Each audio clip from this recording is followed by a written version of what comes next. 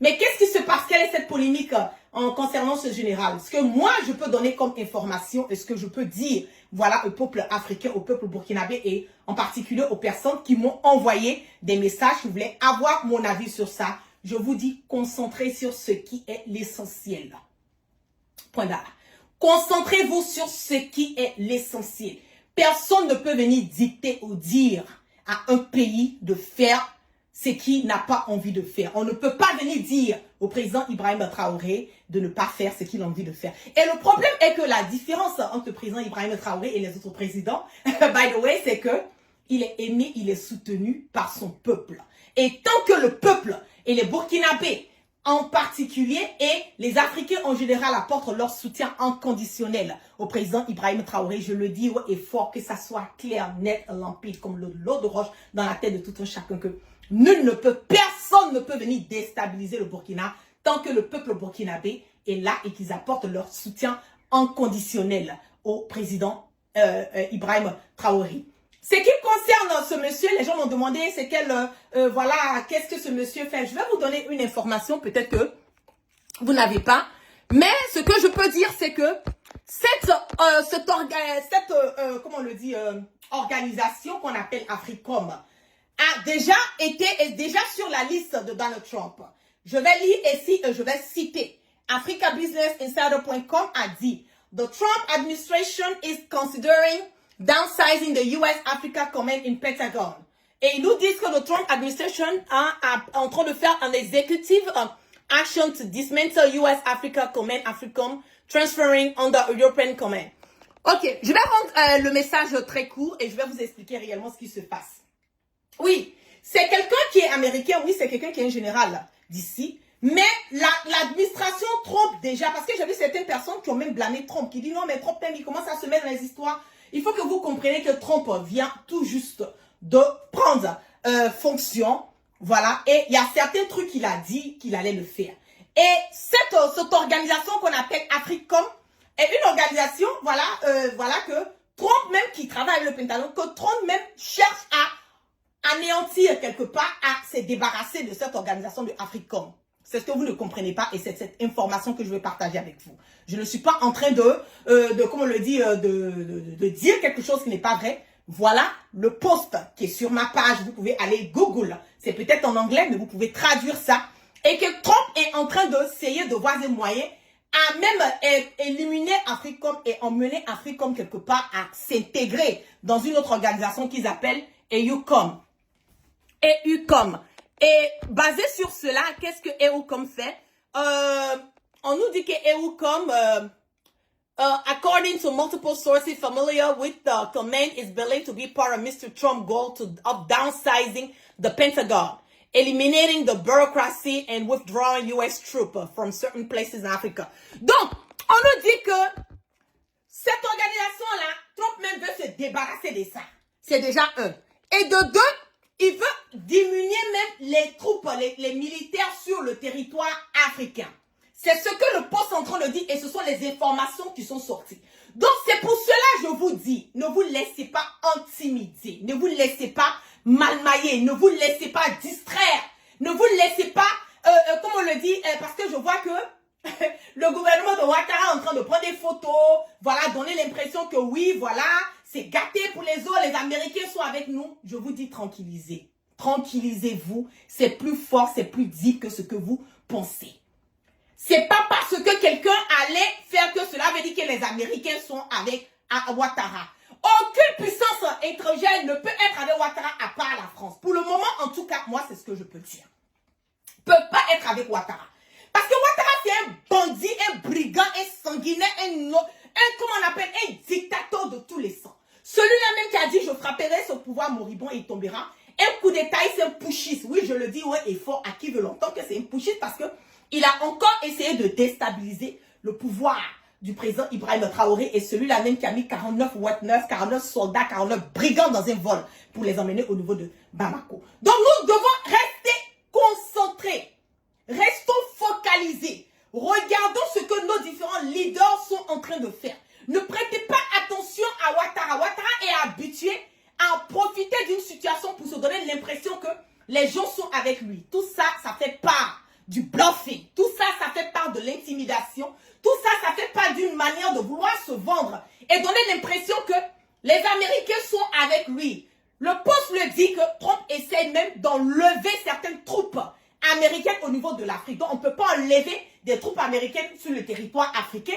On ne peut pas nous parler de vouloir ingérer cette, comment on appelle, organisation-là, quelque part dans un autre, faire allier ça avec une autre organisation et dans le même temps, on va avoir peur, voilà, du leader de ce truc qui vient, qui fait des menaces et tout. Je vous dis, restez concentrés, restez focalisés, regardez vos leaders. Rien ne doit et rien ne peut nous empêcher à mener ce combat panafricain, à mener ce combat de la vérité. Parce que nous menons un combat de la vérité. C'est pas que nous sommes en train de mener un combat sur du faux. Un combat de la vérité, un combat de la liberté d'expression, un combat de l'avenir. Nous rassurons ces générations et nous voulons que ces générations puissent permettre que les générations à venir soient rassurées. Donc, tranquillisez-vous. Il n'y a rien et absolument rien. On a peur de rien. On est déjà cabri mort. Cabri mort n'a peur de rien. Sur ce, je voulais répondre aux différentes personnes qui m'ont envoyé des messages, qui voulaient avoir mon avis, voilà, sur ce sujet, qui est en train de faire un buzz partout, sur les réseaux sociaux, sur les TikTok et tout. Restez focalisés. Le focus en ce moment, c'est le 30 avril. Nous allons sortir, nous allons parler, nous allons partager comment on appelle, notre force, notre amour que nous avons pour le président, le capitaine Ibrahim Traoré. Et nous allons apporter notre soutien inconditionnel au peuple burkinabé parce que c'est un peuple intègre, un peuple aujourd'hui qui est en train de démontrer par A plus B que ils sont forts, ils sont là, ils sont OK. La patrie ou la mort. Nous vaincrons. C'est de ça qu'il s'agit. Qu'est-ce que Alassane Dramane Ouattara prévoit? Nous allons revenir et nous allons parler de Ouattara. Il y a une vidéo que je vais partager rapidement avec vous. Les amis ivoiriens, je n'ai rien contre vous. Mais votre président Alassane Ouattara est totalement en train de partir en vrille. Il est en train d'instaurer des lois. Il est en train de mettre une ambassade ukrainienne en Côte d'Ivoire. Il est en train d'instaurer le mariage pour les hommes. Mais attendez, pour un président qui est musulman, ça la fout mal. Alassane Ouattara fait encore partie des oppositions contrôlées. Je suis désolé de vous dire ça, c'est vrai. Les 3/4 de la Côte d'Ivoire ne veulent plus d'Alassane Ouattara. Et je pense que ce président-là, faudrait qu'il parte parce qu'il est encore contrôlé par les forces occidentales. Je vous souhaite une bonne, des bonnes manifestations qui vont arriver dans votre pays pour pouvoir virer ce président, parce qu'il reste plus que ça à faire. Rejoindre l'AES, bien sûr, et l'union fait la force. Vous l'avez entendu, l'union fait la force. Donc nous devons rester unis. Nous devons rester unis. C'est de ça qu'il s'agit. Qu'est-ce que Alassane Dramane Ouattara encore? Nous allons écouter les cassements de papier. Dans ce film-là, quand il a été diffusé, à la fin du deuxième volet, on entend Alassane Ouattara a gagné les élections. Un film qui a été réalisé avant octobre, qui n'a pas été proposé à la diffusion avant octobre, mais qui en octobre l'a été, annonce la victoire de Ouattara dedans.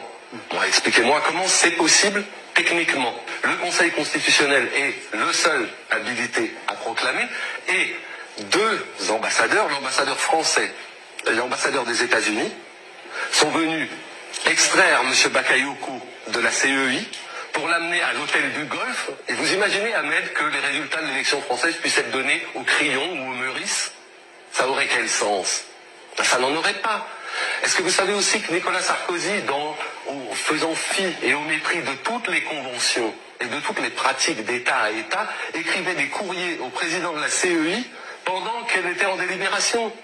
L'ambassadeur, c'est tellement vrai que l'ambassadeur de France, Jean-Marc Simon, continue en s'excuser. Aujourd'hui sa volonté de ne pas s'ingérer, en tout cas, concernant les troupes vous françaises. rigolez ou quoi? Après avoir dit c'est celui-là qui a gagné, maintenant il dit je m'en jamais. Il n'est pas le seul à dire celui-là. Ah oui, mais c'est pas parce qu'il n'est pas le seul Toute qu'il la n'est pas fautif. communauté internationale. Mais non, pas toute la communauté internationale. Les États-Unis le disent. Ça fait pas de la communauté internationale. Est-ce que vous savez que l'Afrique du Sud est devenue hier matin membre du Conseil de sécurité? Vous pensez que l'Afrique du Sud condamne Gbagbo et réclame et sollicite la victoire de Ouattara?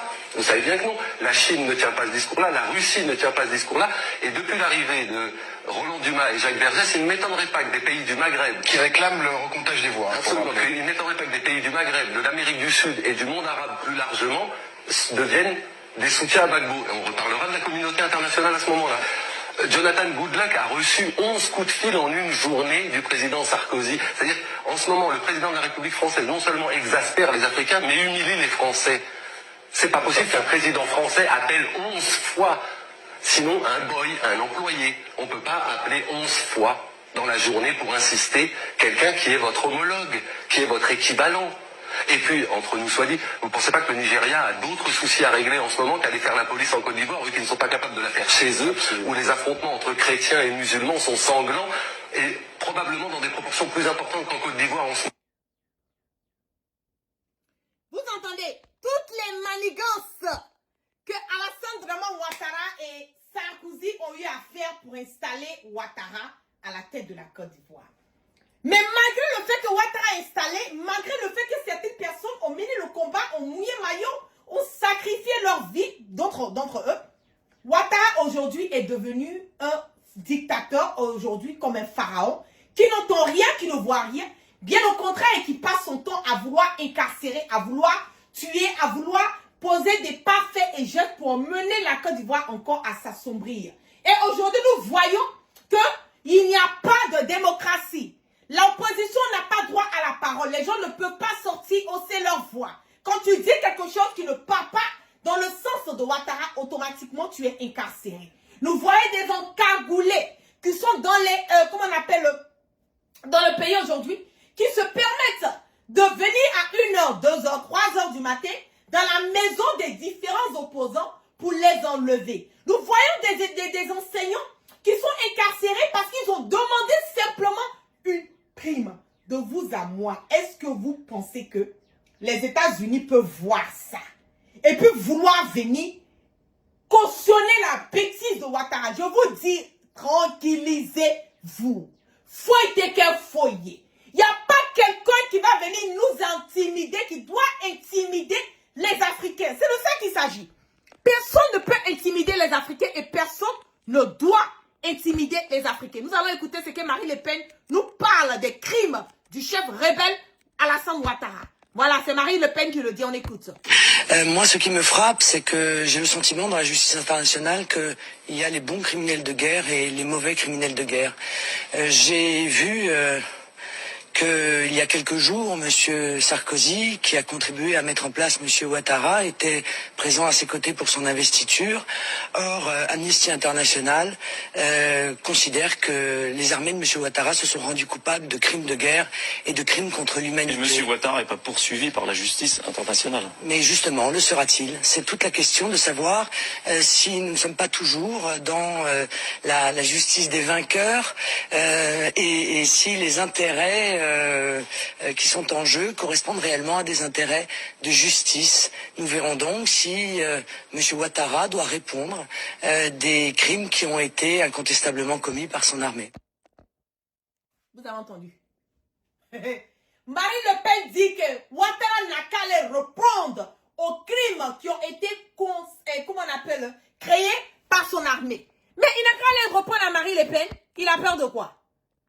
Qui la reprend à Marine Le Pen, qui disent que Marine Le Pen, ce qu'elle est en train de dire là, que c'est pas la vérité. Je vais faire revenir la partie là, elle est très intéressante. Sécurisez-moi le direct avec assez de cœur. Sécurisez le direct.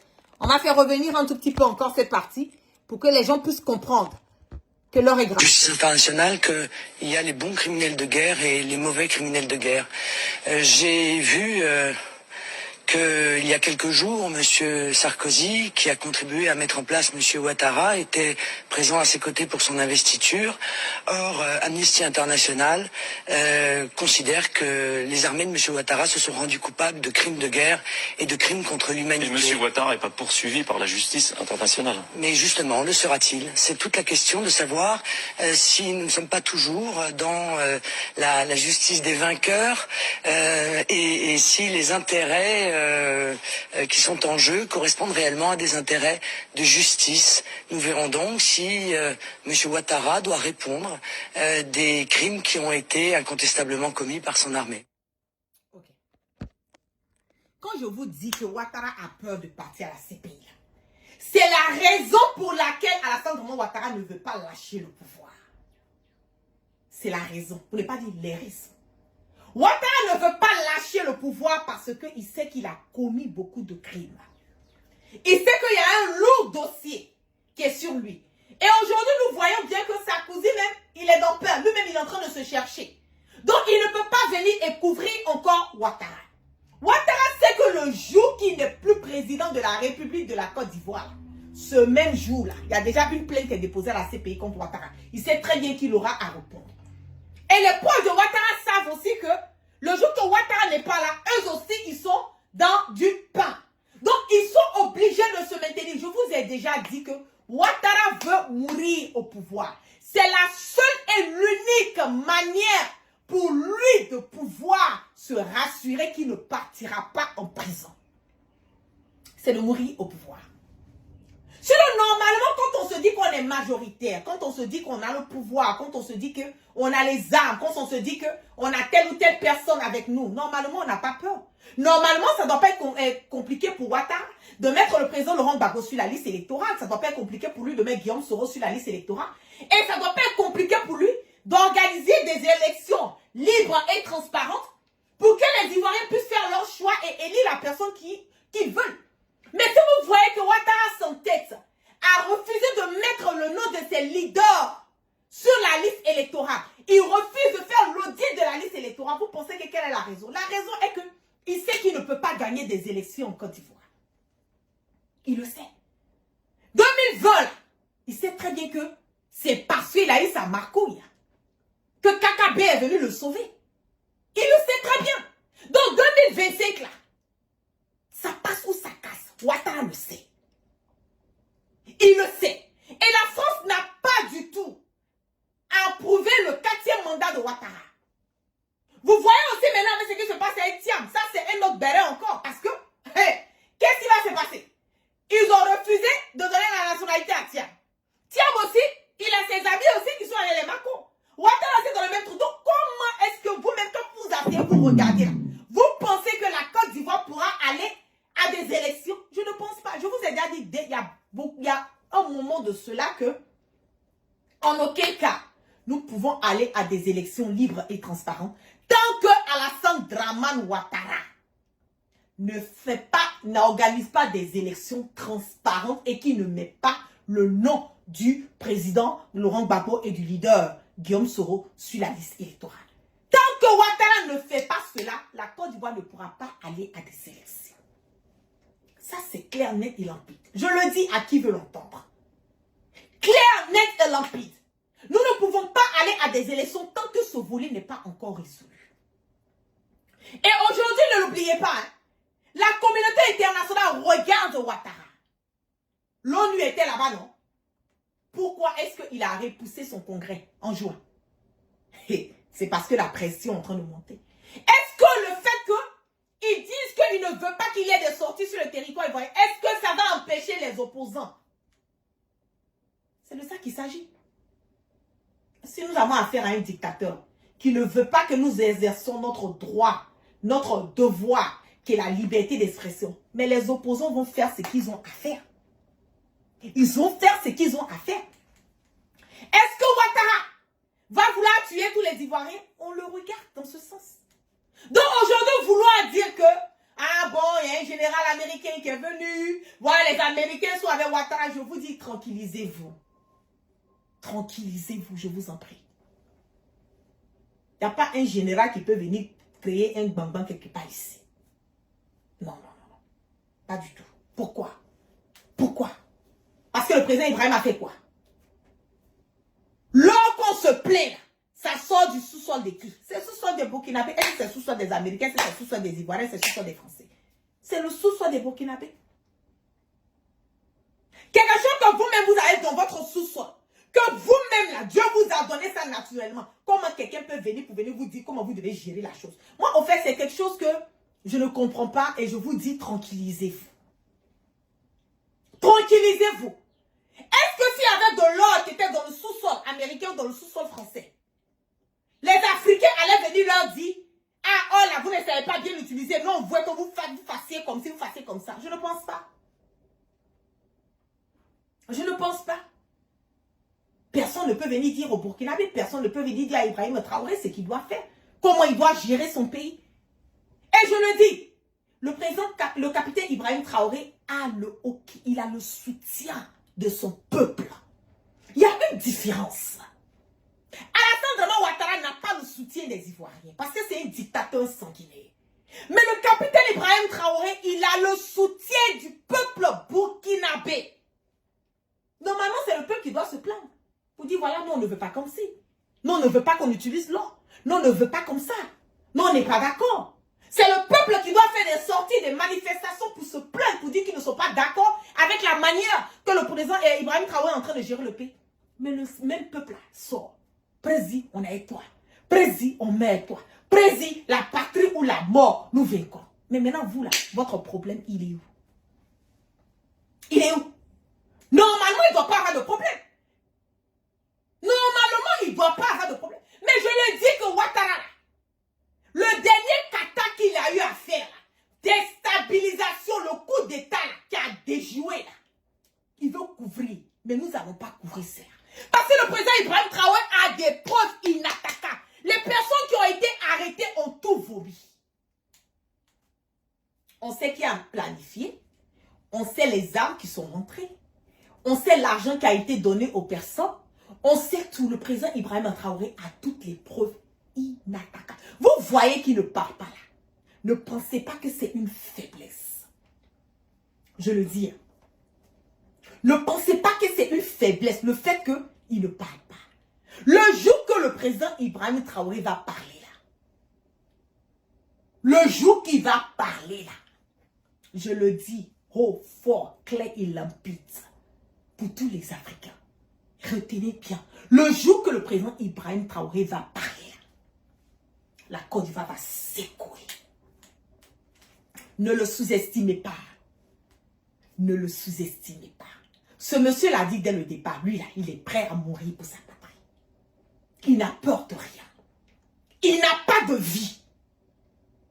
Il a sacrifié et il sacrifie sa vie pour son peuple. Il ne le fait pas. Il ne dérange personne. Il ne part pas déstabiliser un autre pouvoir. Il n'a pas de miliciens pour aller déstabiliser la Côte d'Ivoire. Pourquoi la Côte d'Ivoire? Pourquoi Ouattara? Je ne vais même pas dire la Côte d'Ivoire. Je vais dire Ouattara. Pourquoi Ouattara pense qu'il a le monopole de la violence et c'est lui qui doit venir déstabiliser les autres pouvoirs? Pourquoi? Qu'est-ce que les Burkinabés ont fait à Ouattara? Ouattara même c'est un Burkinabé d'origine, il vient de Sendou. Comment on peut avoir la haine pour son propre peuple? Pourquoi? Le président Ibrahim Traoré n'a pas dérangé, il ne dérange personne. Il mène le combat pour son pays. Et je le dis, le jour qu'il va sortir, qu'il va déposer ses preuves inattaquables, c'est là que vous allez comprendre. Vous allez comprendre les témoignages. Vous allez voir des vidéos. Vous allez écouter bien ce que je suis en train de vous dire aujourd'hui. Hein. Je suis en train de vous faire des révélations à venir. Vous allez voir des images, des vidéos, des confidences, des échanges qui ont été traqués, des transactions bancaires, ou l'acheminement des armes, où ça devait venir, le recrutement de ces miliciens, de ces personnes qui devaient venir déstabiliser. Il va déposer tout sur la table. Il n'y a pas quelqu'un qui aura le courage de contredire le président Ibrahim Traoré. Ça va venir. Pour le moment, là, ne vous inquiétez pas. Ne vous laissez pas intimider. Ne vous laissez pas, comme on le dit, intimider. Parce que tout ça, c'est de l'intimidation. Tu ne peux pas aller vouloir déstabiliser le pays de quelqu'un, puis tu viens te jouer au gros dos. Ah, nous, les Américains sont avec nous. On n'a que dalle. On n'en a que dalle. Les Américains sont avec toi dans quel sens? Vous pensez que le président Donald Trump va cautionner un 4e mandat d'un dictateur, un sanguinaire, un imposteur de grand chemin? Je ne le pense pas. Vous pensez que le président Trump va accepter ce qui est en train de se passer en Côte d'Ivoire? On est en train d'emprisonner les parents des gens. On fait rentrer des encagoulés dans la maison des gens. Je ne pense pas. Tout ça, c'est du bluffing. Ça fait une part de la communication de Ouattara. Soyez forts, soyez focalisés. Je le dis haut et fort. Ils ne peuvent rien créer ici. Absolument rien créer ici. Le 30 avril, c'est ça qui est le focus. Il faut que les gens sortent massivement. Les Burkinabés sortent encore. Ce jour-là doit rester un jour historique. Un jour qu'on va célébrer chaque année. Chaque 30 avril, nous allons célébrer cela. La journée mondiale du capitaine Ibrahim Traoré. C'est moi la game, j'ai dit ça en premier. Hein. Écrivez. Le 30 avril, là, moi j'ai déjà décrété ça. Le 30 avril, à partir d'aujourd'hui, le 30 avril sera décrété. On va décréter ça, la journée internationale du capitaine Ibrahim Traoré. Chaque année, nous allons fêter le 30 avril. C'est de ça qu'il s'agit. On va écouter ce que le Mamadou. M. Ouattara, cela fait maintenant 30 ans qu'il perturbe la vie politique en Côte d'Ivoire et la vie sociale, parce que la politique a des conséquences. Depuis la mort d'Houphouët-Boigny jusqu'à aujourd'hui, M. Ouattara n'a fait que perturber la Côte d'Ivoire. Lorsque Houphouët est mort, il a essayé de violer la Constitution pour s'installer à la place de M. Bédié, qui constitutionnellement devrait être le président. Lorsque Bédié s'est installé, il a prétexté de tous les éléments pour nous faire un coup d'État et installer le désordre. Lorsque nous avons essayé de contenir ce coup d'État à la fin du régime que le président Gbagbo s'est installé, M. Ouattara a perturbé la gestion de ce pays pendant 10 ans. Avec une rébellion qui a appauvri le nord de la Côte d'Ivoire, qui a appauvri les populations ivoiriennes. Et puis, une fois au pouvoir, M. Ouattara décide de modifier la Constitution pour son propre compte en 2016 et remodifie cette Constitution pour son propre compte en 2020. Jamais pendant cette période de gouvernance de Ouattara, il n'y a eu de tentative de coup d'État contre lui, à part les tentatives qu'il a inventées lui-même. Aucun politicien n'est monté au créneau pour monter une rébellion contre lui, pour monter un coup d'État contre lui. Au contraire, c'est lui qui a emprisonné ses adversaires, monté des procès injustes contre eux, les sorties de prison selon son gré. Nous avons laissé faire, les populations ivoiriennes ont laissé faire. Ouattara a interprété tout cela comme étant de la faiblesse, de la couardise. Depuis qu'il est installé au pouvoir en 2011, M. Ouattara règne par la peur. On écoute? On va réécouter. M. Ouattara, cela fait maintenant 30 ans qu'il perturbe la vie politique en Côte d'Ivoire et la vie sociale, parce que la politique a des conséquences. Depuis la mort d'Houphouët-Boigny jusqu'à aujourd'hui, M. Ouattara n'a fait que perturber la Côte d'Ivoire. Lorsque Houphouët est mort, il a essayé de violer la Constitution pour s'installer à la place de M. Bédié, qui constitutionnellement devrait être le président. Lorsque Bédié s'est installé, il a prétexté de tous les éléments pour nous faire un coup d'État et installer le désordre. Lorsque nous avons essayé de contenir ce coup d'État à la fin du régime que le président Gbagbo s'est installé, M. Ouattara a perturbé la gestion de ce pays pendant 10 ans. Avec une rébellion qui a appauvri le nord de la Côte d'Ivoire, qui a appauvri les populations ivoiriennes. Et puis, une fois au pouvoir, M. Ouattara décide de modifier la Constitution pour son propre compte en 2016 et remodifie cette Constitution pour son propre compte en 2020. Jamais pendant cette période de gouvernance de Ouattara, il n'y a eu de tentative de coup d'État contre lui, à part les tentatives qu'il a inventées lui-même. Aucun Aucun politicien n'est monté au créneau pour monter une rébellion contre lui, pour monter un coup d'État contre lui. Au contraire, c'est lui qui a emprisonné ses adversaires, monté des procès injustes contre eux, les sorties de prison selon son gré. Nous avons laissé faire, les populations ivoiriennes ont laissé faire. Ouattara a interprété tout cela comme étant de la faiblesse, de la couardise. Depuis qu'il est installé au pouvoir en 2011, M. Ouattara règne par la peur. Vous avez entendu, non? Ce que Ouattara n'a pas compris là, c'est que la peur a changé de camp. Aujourd'hui, les Africains, en général, les Ivoiriens, en particulier, n'ont plus peur de Ouattara. Les gens n'ont plus peur de Ouattara. Il peut faire ce qu'il veut, il peut dire ce qu'il veut. Mais on dit 2025, là, les élections de 2025, là, s'il n'y a pas le nom de Guillaume Soro, il n'y a pas le nom du président Laurent Gbagbo, et je vais même ajouter, tiens, pourquoi pas, sur la liste électorale, je le dis haut, fort, clair, net et limpide que nous ne pourrons pas aller à des élections libres et transparentes. C'est ça qui est la vérité. C'est ça qui est la vérité.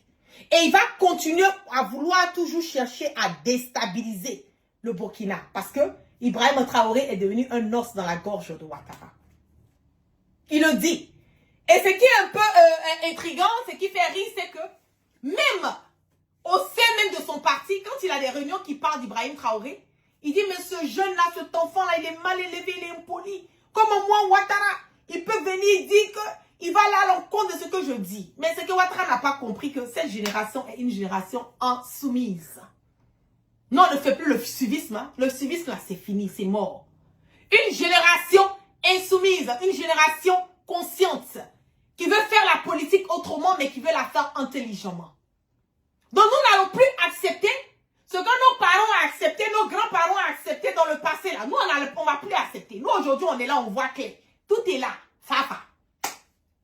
Donc, que Ibrahim Traoré soit qu'il aime ou qu'il n'aime pas Ibrahim Traoré, nous, on ne demande pas. Les Burkinabés ne demandent pas l'amour de Ouattara à l'égard d'Ibrahim Traoré. Son amour, là, ça ne peut pas emmener le Burkina à aller de l'avant. Son amour, là, ça ne peut pas aider le quotidien des Burkinabés. L'amour de Ouattara n'apporte rien. Rien et complètement rien au Burkinabé. Donc, le focus là, c'est de se rassurer. Le peuple burkinabé, les frères burkinabés doivent se rassurer que Ibrahim Traoré, ce qu'il est en train de faire là, ça va dans le sens, ça va dans l'allée, dans le contexte de l'émancipation, de l'avancée du Burkina. Nous, c'est ce que nous voulons voir. Les palais là, on est fatigué de ça. On veut voir du concret, on veut voir quelque chose réel. Et c'est ce que le président Ibrahim Traoré est en train de faire.